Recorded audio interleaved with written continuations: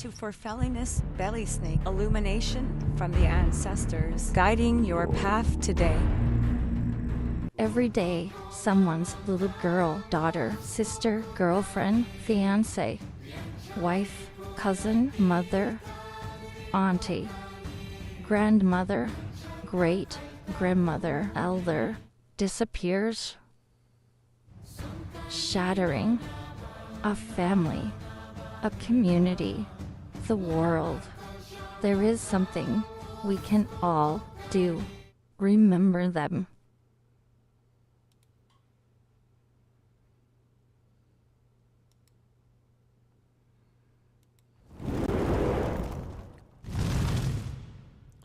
God morgen and happy Thursday to you. I hope this week has been amazing, and I hope that you're so looking forward to the rest of the week, because I'm sure your experiences and your interpretations of those experiences are going to guide many steps forward. So, super excited. As you may note, this morning we are coming live not only in on the social media and the New Reality TV. We're also being live on kwwp.org radio, so nonprofit radio. So be sure to dial in there as well. You can get the podcast on anywhere that one does podcasts.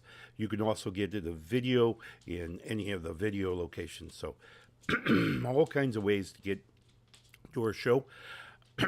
And most importantly, excuse me, I always get a frog this hour of the morning. I'm not sure why. Anyway, we also want to say thanks to our friends at New Reality TV, newrealitytv.com, a streaming channel dedicated to spiritual perspectives. Hopefully that one that will resonate with us and help us along our spiritual evolution. I want to give a huge shout out to all of you who have liked, followed, and subscribed. Talk. Thank you so much. You're pushing our message even further, helps us to hopefully get this message in front of those who may need it. Well, this morning's show brought to you by fournseven. Every hole, every wagon, every shield once bore a mark. Once bore the mark that made it unique, made it individual. And fournseven does that with poster and art that's available for download. You can check out those as well as many other affiliates at our website below, akumedia.akoutlaw.com/sponsors. And there you can see just a plethora of different products that you may be able to use. And remember, anything you purchase through those, that goes to supporting the show. So thank you all of those affiliates who joined the program. And thank you for visiting those stores and checking out what they have to offer. Today, we're talking about the long night, but we're talking about growth. And I want to just really give a call out, a real big shout out to this idea that throughout our lives, we will establish or we will encounter many different things that we are unaware of, that we just don't know yet. We're learning, right? And when we're learning, we're illuminating. So when we speak of energies and in a big cosmos of things, many times we think of them in kind of two polarities. One of which is very popular and very, it's everywhere, and that is the illuminated energy, or that energy which contains intellect. Maybe it's a perspective change. Maybe it's a different way of looking at something. All of them, all of this intellect, maybe it's interactivity between two different things in front of us. So all of this brings together this level of intellect. And it's super important that we recognize those pieces of intellect that occur in the normal operation of things. So all of these things this illumination kind of transpire or trying to kind of moves through us to others, right? In that we learn it, and then as we're having conversations or we see someone who is about to create an experience that may not be necessary, we impart upon them this illuminated energy, this energy of wisdom or of knowledge or of intellect, right? So we're passing it on to them, and that's the way that we are illuminating them, right? So we're providing some level of illumination. The other side of that equation is darkness. It's unilluminated energy. It still exists. It's still energy. It's still passing from one place to another. It's still moving around, but it's just not illuminated in this particular situation. So the energy is still there, and it can still generate emotional energy or influential energy. So all depends on how we look at the energy.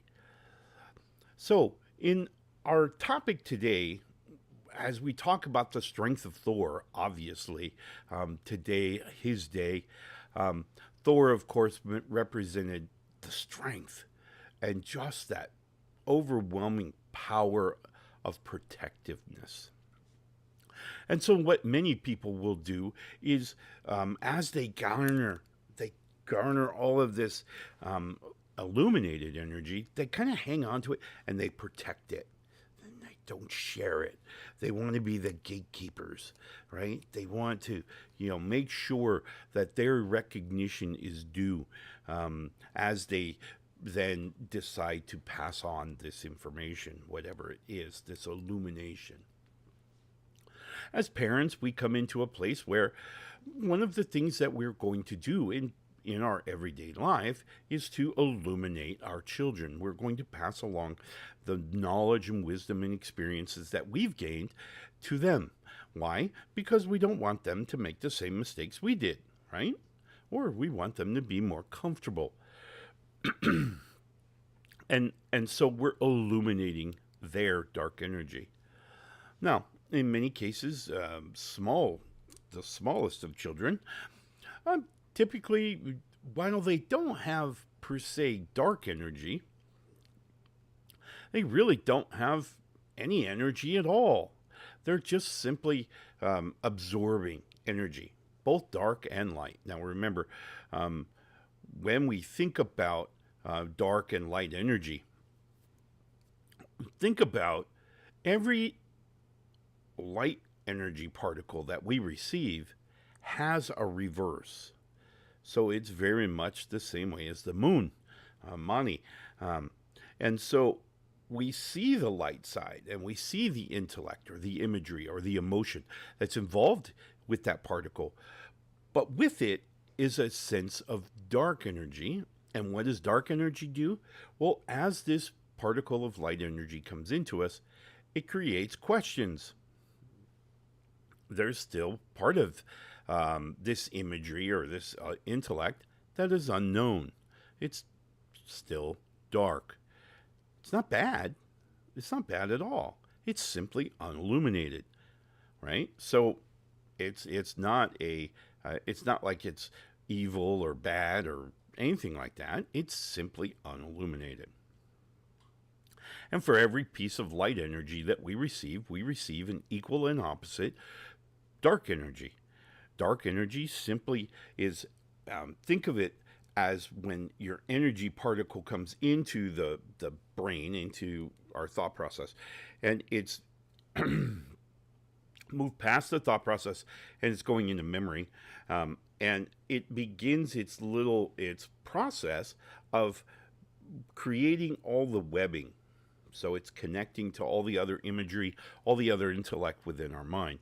This is, as you may recall, this is the construction of wisdom. Wisdom, of course, laying the foundation for imagination, among many other things, right? So as it's building this wisdom, it's creating questions. How is this imagery related to that imagery? How is this intellect related to that intellect? And so on and so forth. So for every piece of light energy, we have an equal and opposite dark energy. And that dark energy can be used to spur questions and exploration. And it is the idea that when we learn something, wow, that was really cool. Hey, I like that. That was pretty cool. But how does that relate to this? All right? When we have that momentary question, that's our recognition of dark energy. We simply don't know. It's unknown, right? I've read many books that have spoken about the mysteries, the mysterious ways of the past, of antiquity, as people try to understand particularly natural phenomena or unnatural phenomena, right? So they were trying to wrap their minds around it. And in as such, they would really be struck with this bolt of dark energy. What is it? How does it work? Why does it work that way? What does it interact with? Now, there are people who are able to shed dark energy, kind of just look away from it. And those people are typically, usually fairly stuck in their ways. So they kind of get, well, they kind of get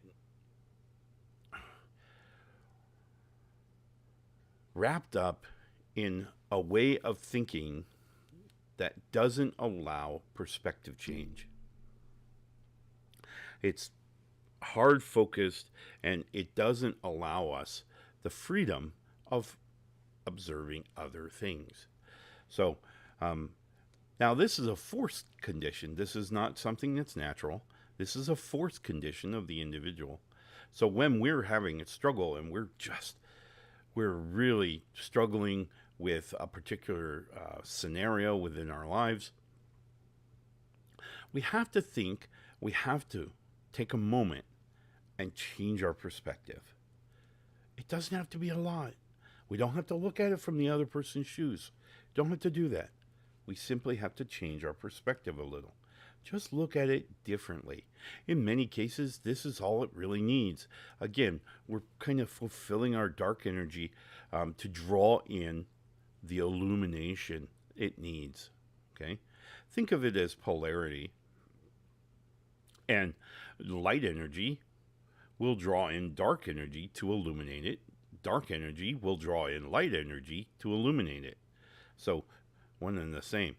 But nonetheless, they will polarize and they will draw the other. They will draw other pieces. So illuminated energy draws questions. Why does this work? Why does this work with that? And why doesn't it work with this other thing? All of that stuff is all driven by the energy that we're moving back and forth. Okay? And it's just a fact of life. So today, as we embrace this idea of the dark night, we're talking about a period in our lives where we're embracing that which we don't know. Is it wrong? No. We don't know. But we also have to remember, if it is wrong, it could be just wrong for us. It doesn't make it wrong in general, right? Because we know that's very regionalized and it's very individual. What may be wrong for one person is not wrong for another. I'm thinking of a pair of pants. Why, a pair of pants may fit one person, but it may not fit another person. And that's the way they're supposed to be. Your pants are supposed to fit you. And so when we think about ideas and concepts and processes and interpretations of our experiences in this reality, it's like our pair of pants. It's ours. It's not going to fit everyone around. Otherwise, it'd be their pants. So, you get the idea is that as we're drawing in energy and before we think about this whole idea of polarity, bad, good, wrong, right, all of those polarity related terms, think about it for a minute as their pair of pants. Does it fit us? Yeah, sure. It might keep the briars off our legs, or might make it more comfortable for climbing mountains or whatever we're doing. But do they fit us? I don't know. Do they fit us comfortably? Again, that's subjective to each individual, right? So think of energy in the same way. If three people are standing side by side and they all observe the same event, or that they have the approximate same experience, are they going to interpret it the same way? And that answer is no. They're not going to interpret it the same way, right? Those pants are not going to fit all three people. It is what it is. So as we, this is the idea of harmony, is that when we look to the person on the left or to the person on the right who is getting these, getting this experience with you, you garner their experience with them. And you say, hey, what did you just experience? What does that mean to you? And that's where we can kind of embrace this idea. So super critical that we don't assign polarity. We allow polarity to be assigned based on this idea of learning. We're drawing in the energy. We're harboring the intellect, the imagery, the emotion, and we're also kind of following the breadcrumb trail left by the dark energy that's associated as well. So those are all very important pieces of our experience of reality that helps us to kind of understand why sometimes we feel the way we do. As you may recall, we're bringing in that sensory input. We're going to immediately alter it, manipulate it with our imagination. Our imagination is going to cut out certain pieces. Think of our imagination really as the Photoshop of sensory input. So it's going to cut out certain pieces, focusing on a certain part of the image. All of that's going to come in.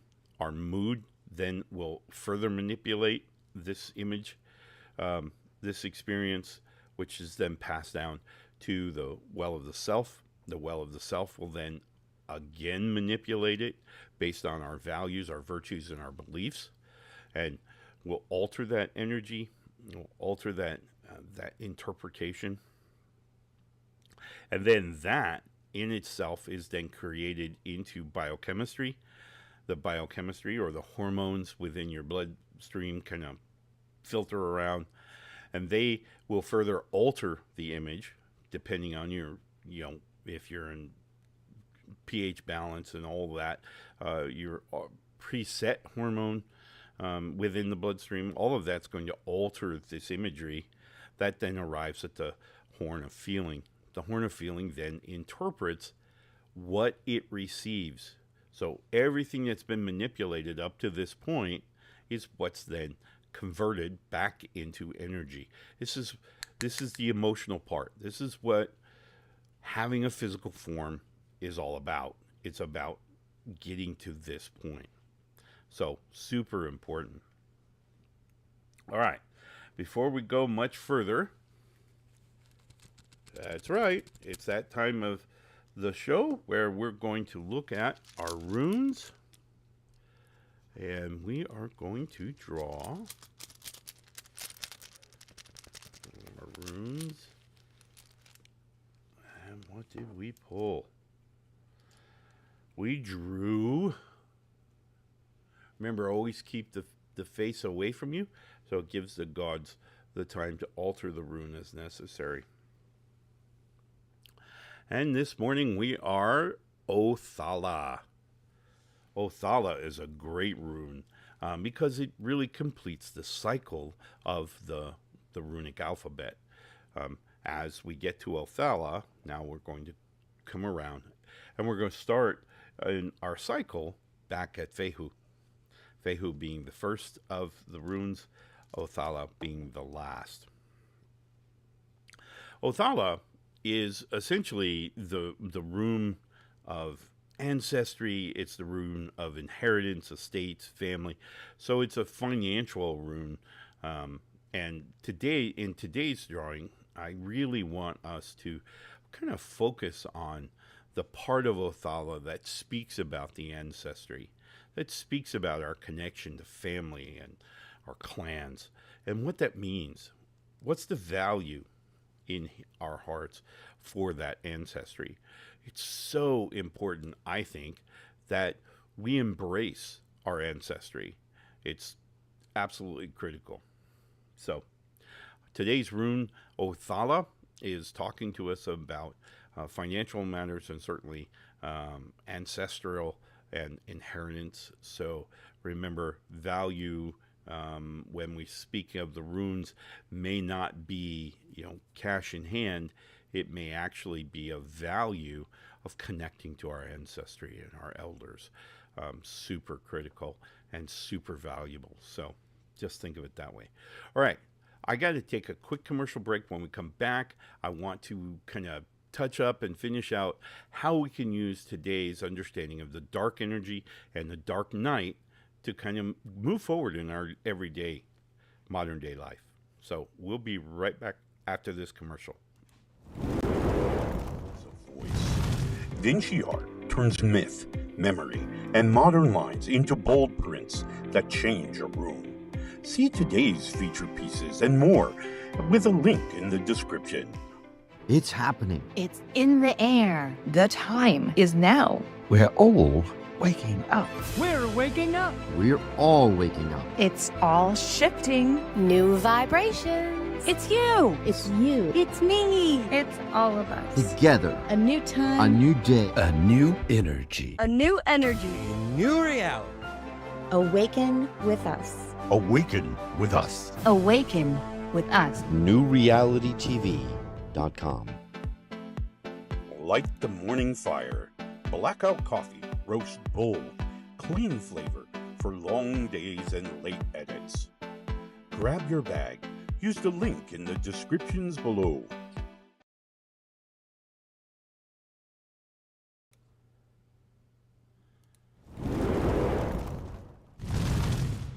All right. Hey, welcome back, and thank you for taking that quick break with us. And again, as always, I love giving a shout out to my friends and family at New Reality TV. NewRealityTV.com is a wonderful channel dedicated to a plethora of perspectives of our spiritual journey. So hopefully you'll find something that resonates deep within inside you to help you along your evolution. So do check them out. And remember now, all the shows that are available there are open. So be sure to go shopping. Take a look at all the many shows. There are so many wonderfully gifted individuals associated there. So do check them out. NewRealityTV.com.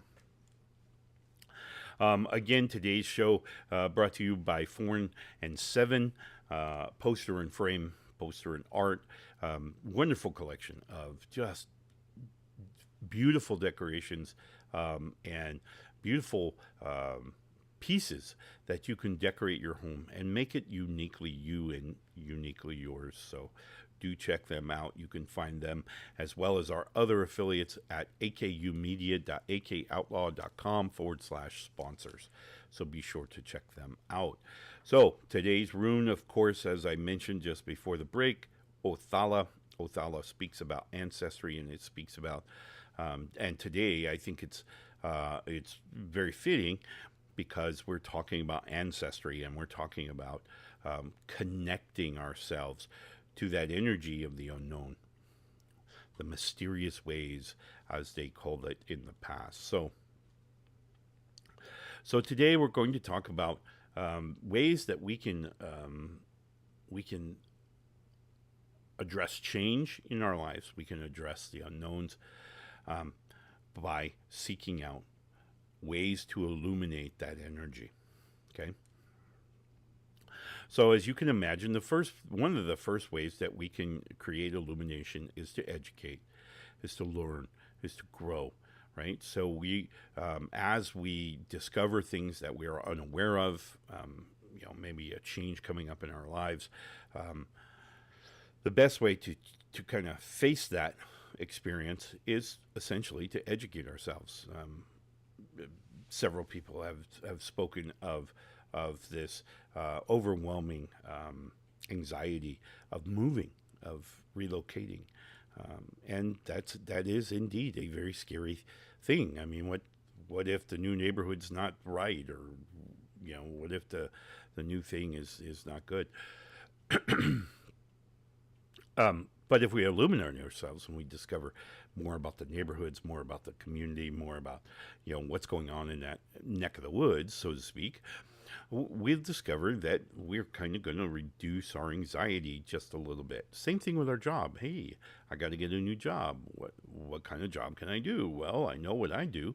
So how do I apply for those jobs, and how do I use my time waiting for the process to educate myself? How do I do that? What can I learn about this particular company or this particular position within that company? What can I learn about it? Notice, as we gain that intellect, as we gain that illumination, our anxiety begins to reduce. Our stress about the move or the change is slowly reducing, right? Now, there will always be things that hit us out of the blue and we're not ready for, not prepared for. And these things, life's events, life's experiences, and they simply happen.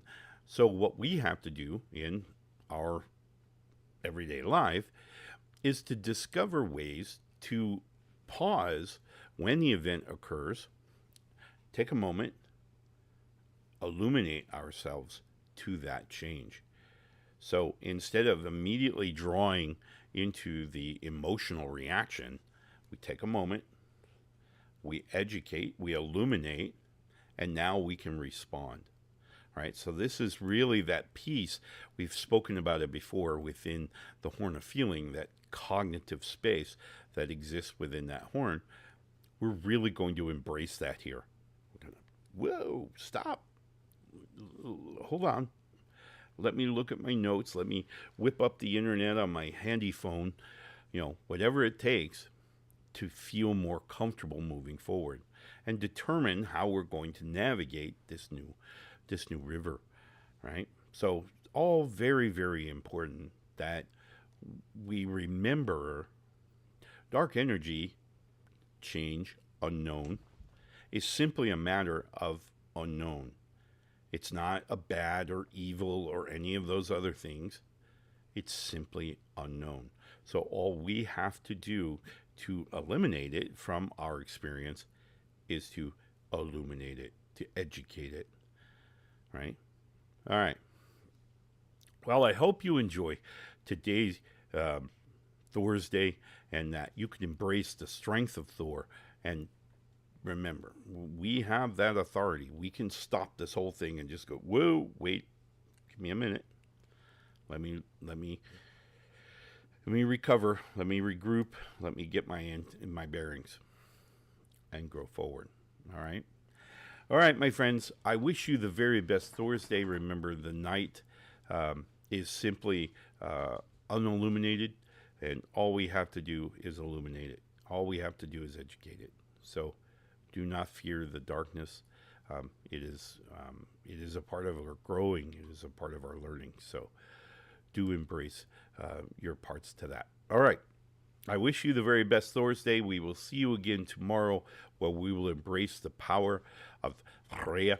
Freya, of course, being the goddess of love and war. But what she really knew was magic and the energies that moved in the universe. So we'll be sure to check her out. All right, my friends, love and light, and have a wonderful Thor's Day.